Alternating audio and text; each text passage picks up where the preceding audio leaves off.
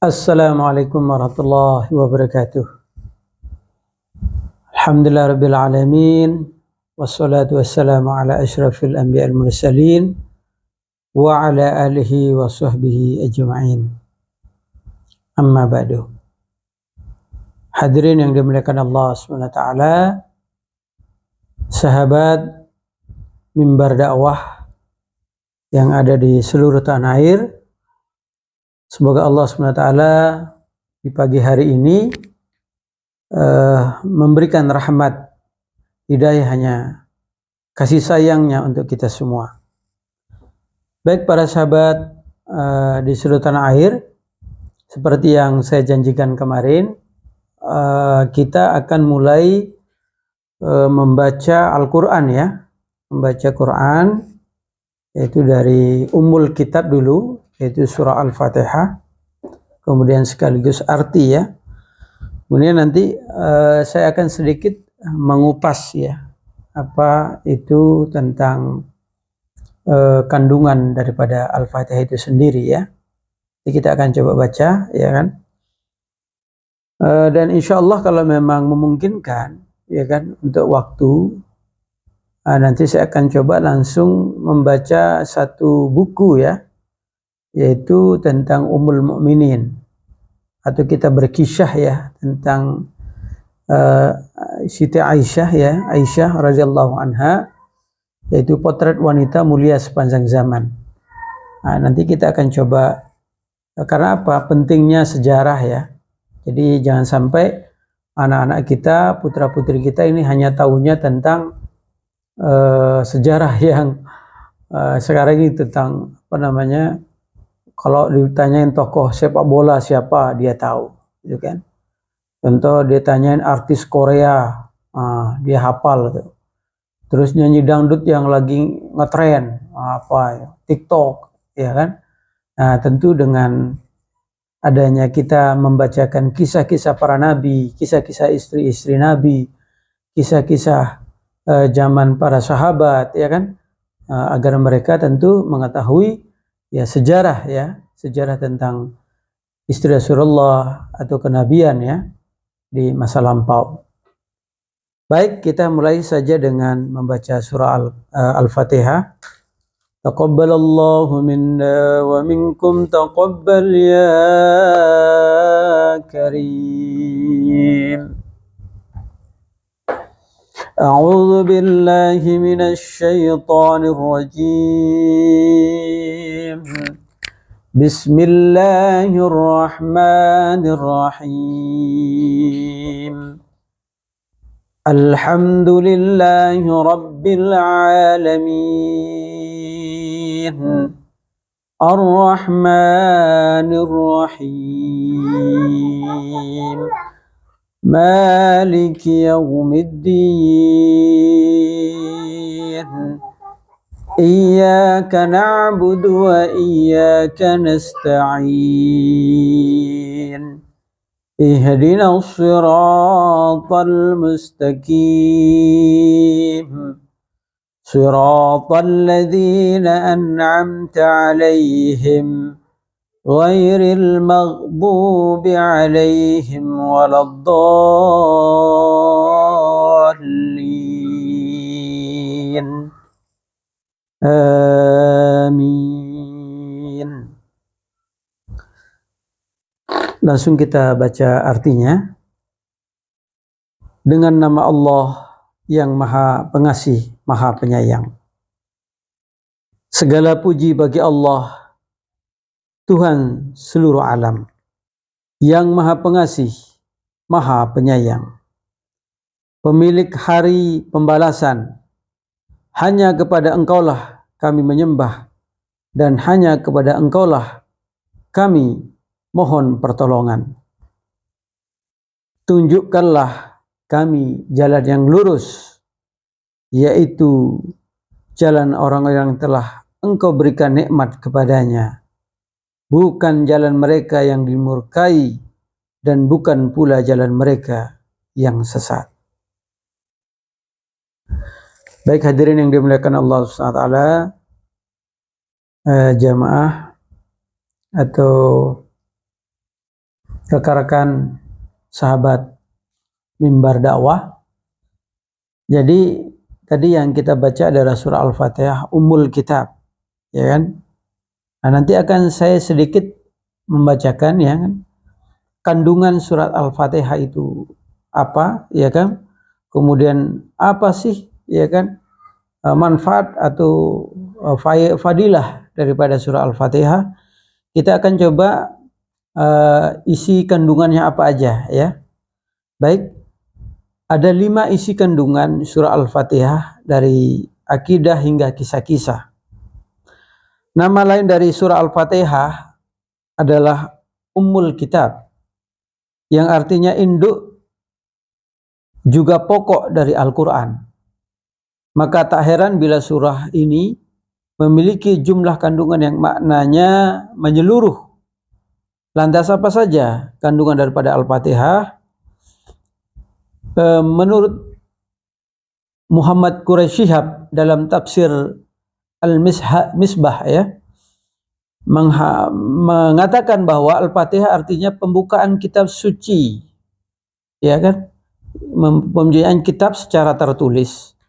Surat ini juga disebut sebagai As-Sahlah lantaran merupakan syarat sahnya salat. Kemudian Al-Fatihah dikenal pula dengan As-Sab'ul Matsani, As-Sab'ul Matsani, karena selalu dibaca berulang kali dalam sholat dan pada tiap rakaatnya. Yang menyatakan bila Al-Fatihah diwahyukan kepada Nabi SAW di Mekah. Sebagian lain juga berpendapat bahwa surat ini turun di Madinah. Adapun jumhur ulama sepakat mengenai jumlah ayat yang terdiri dari 7 ayat ya. Kandungan surat Al-Fatihah, ya kan, dijelaskan dalam kitab tafsir Ibnu Katsir, tafsir tahlil Kementerian Agama atau Kemenak Jilid 1, dan dalam tafsir surat Al-Fatihah oleh Idrus Abidin. Berikut beberapa pokoknya. Yang satu adalah tentang akidah, yang kedua adalah tentang ibadah, yang ketiga adalah tentang hukum-hukum, kemudian yang keempat adalah janji dan ancaman, dan yang terakhir adalah kisah-kisah. Ya, kita lihat dari kandungan yang pertama, yaitu akidah. Akidah yang disampaikan oleh Allah SWT dalam Al-Quran kemudian disampaikan kepada manusia melalui Nabi Muhammad SAW. Aspek akidah ini mengajarkan mengenai keimanan. Saya ulangi, aspek akidah ini mengajarkan mengenai keimanan atau keyakinan yang dikenal sebagai rukun iman yang berjumlah 6. Iman kepada Allah, iman kepada para malaikat, iman kepada kitab-kitab Allah, iman kepada para rasul, kemudian iman kepada hari kiamat, dan iman kepada qadar-qadarnya. Ketauhidan yang dibawa Al-Quran adalah ajaran yang begitu jelas, mudah dipahami, dan paling sempurna, yang mana mempercayai bahwa Allah SWT sebagai Tuhan yang Maha Esa. Dialah pencipta atau sang khalik alam semesta, dan selainnya adalah makhluk yang diciptakannya. Mengenai makna akidah tauhid dalam surah Al-Fatihah terkandung hampir di seluruh ayatnya. Tauhid yang dimaksud dalam hal ini meliputi tauhid uluhiyah, tauhid rububiyah, dan tauhid asma wa sifat. Kemudian yang kedua, kandungan yaitu ibadah. Ibadah dikatakan sebagai aktivitas yang berdasarkan pada ketentuan ilahi yang berpotensi menjaring kecintaan dan keridhaan Allah SWT, baik kegiatan yang letaknya dalam hati, lisan, atau fisik. Tentang ibadah diterangkan dalam ayat kelima, di mana dalam ayat ini Allah SWT secara langsung mengajarkan hamba agar menyembah hanya kepadanya semata. Ibadah juga merupakan hak Allah dan kewajiban para hambanya. Kemudian kandungan yang ketiga yaitu hukum-hukum. Ya, Allah SWT menetapkan sejumlah peraturan untuk mencapai kebahagiaan di dunia maupun kebahagiaan di akhirat. Ketentuan-ketentuan ini mengenai jalinan hubungan manusia dengan Allah, sesama manusia serta kepada alam semesta. Adapun di dalam Al-Quran dapat ditemukan sekian banyak ayat yang membahas tentang jumlah aturan hukum ini. Tetapi dalam surat Al-Fatihah, penjelasan mengenai peraturan Allah SWT dinyatakan dalam ayat 6. Tunjukilah kami jalan yang lurus, jalan yang membimbing manusia kepada keselamatan, serta kesejahteraan hidup di dunia dan di akhirat. Kemudian kandungan yang keempat daripada Al-Fatihah yaitu janji dan ancaman. Janji dan ancaman Allah SWT tak pernah dusta. Dia menjanjikan kebahagiaan kepada hambanya yang bertakwa serta beriman, sementara ancaman yang berupa azab akan Allah SWT berikan kepada mereka yang menyekutukannya dan tidak mengikuti ajaran yang dibawa utusannya melalui para nabi dan rasul. Allah SWT memperingatkan janji dan ancaman itu. Kemudian kandungan yang kelima daripada surah Al-Fatihah ini adalah kisah-kisah. Allah SWT sengaja menceritakan berbagai riwayat terdahulu agar menjadi teladan dan bisa diambil pelajaran bagi hambanya yang lain. Pengutusan terhadap para nabi dan rasul dimaksudkan untuk mengajak umat dan bangsa telah lalu kepada jalan bangsa yang telah lalu kepada jalan kebenaran. Tetapi banyak yang menolak ajaran dan ada juga yang menerima, sehingga Allah SWT mengkisahkannya dalam Al-Quran. Disebutkan bahwa 3/4 dari isi Al-Quran adalah kisah tentang bangsa dan umat terdahulu dan anjuran kepada manusia untuk mengambil hikmah yang terkandungnya. Pokok pembahasan mengenai kisah-kisah dalam surah Al-Fatihah tergandung dalam ayat ke-7, yaitu orang-orang yang telah engkau beri nikmat bukan jalan mereka yang dimurkai dan bukan pula jalan orang yang sesat. Ini adalah kandungan yang ada di dalam surah Al-Fatihah, ya, para sahabat yang ada di seluruh tanah air. Kemudian ini mungkin ada saya tambahkan juga, ya kan? Ada juga apa itu surah Al-Fatihah, ya kan? Di mana ia diturunkan, ya. Mayoritas ulama, ya kan, mengatakan bahwa surat Al-Fatihah itu diturunkan di Mekah. Kemudian menurut pendapat lain lagi, surat ini diturunkan 2 kali, yaitu sekali di Mekah, sekali juga di Madinah. Mengapa dinamakan surah Al-Fatihah? Karena Al-Quran dimulai dengan surah atau dengannya, itu dikatakan surah Al-Fatihah.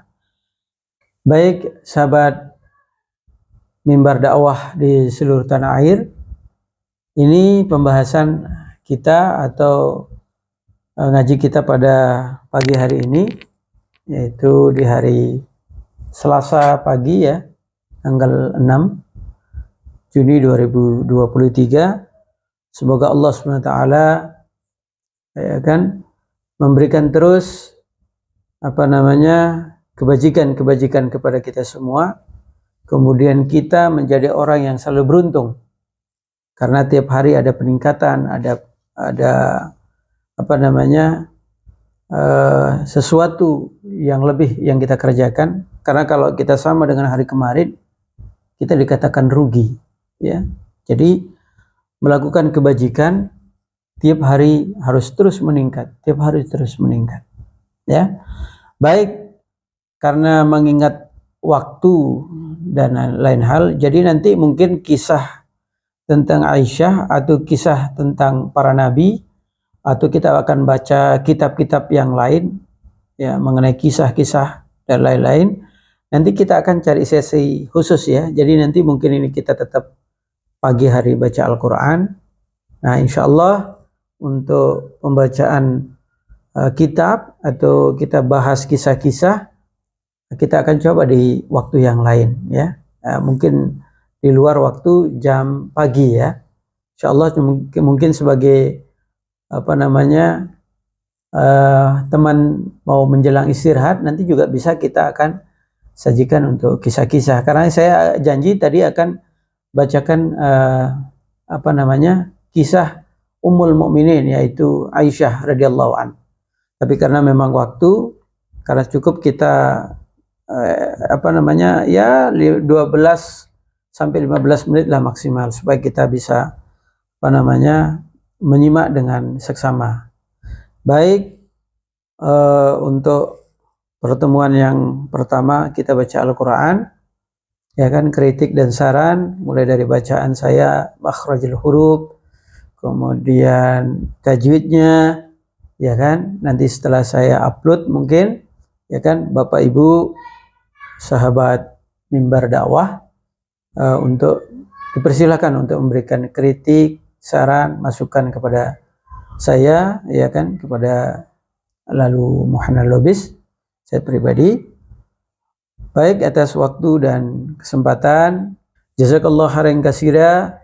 Semoga Allah SWT memberikan kita nikmat sehat, nikmat iman, dan nikmat Islam, sehingga kita semua, ya kan, nanti, ya kan, menghadap kehadirat Allah SWT mati dalam keadaan husnul khatimah.